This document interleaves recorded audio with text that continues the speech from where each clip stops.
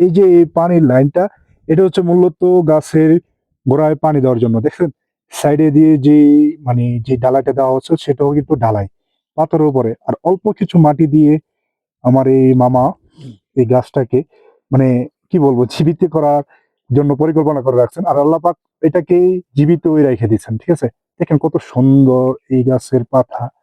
আর সবচেয়ে থেকে মন ভোলা যেই জিনিসগুলা সেটা হলো গিয়ে এই গাছের সে ফুল।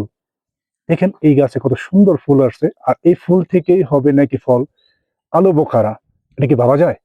যে পাথরের পাহাড়ের উপরে এরকম সুন্দর একটা গাছ, আর সেই গাছে হবে আলু বোখারা, আর সেটাই নাকি মানুষকে দেওয়া হবে, আর সেটা দিয়েই নাকি মানুষ বিরিয়ানি রান্না করে খাবে। কি পাওয়া যায়? আসলে আল্লাহ পাকের নিদর্শনগুলা আসলে মানে কখনোই আল্লাহ পাকের নিদর্শনগুলাকে শুকরিয়া আদায় করার মতন ওরকম মানে ক্ষমতা আমাদের নাই যে কতটুক শুকরিয়া আদায় করলে আল্লাহ পাক খুশি হবেন, আর কতটুক শুকরিয়া আদায় করলে যে এই নেয়ামতের শুকরিয়া আদায় করা হবে। আসলেও বোঝার মতো না। তবে আমার যে ভাগিনা এই কাজটা করেন, দোয়া করবেন আল্লাহ পাক যেন তার মন মানসিকতা এরকমই রাখেন শীতল। আর আসল কথা হচ্ছে শীতল না হলে, কোমল হৃদয়ের মানুষ না হলে এরকম কাজ আসলে করা সম্ভব না।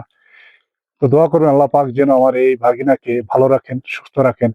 আর প্রত্যেকটা জিনিসের প্রতি যেন আরো বেশি থেকে বেশি তার মহব্বত ভালোবাসা দিয়ে যেন আগলায় রাখতে পারেন।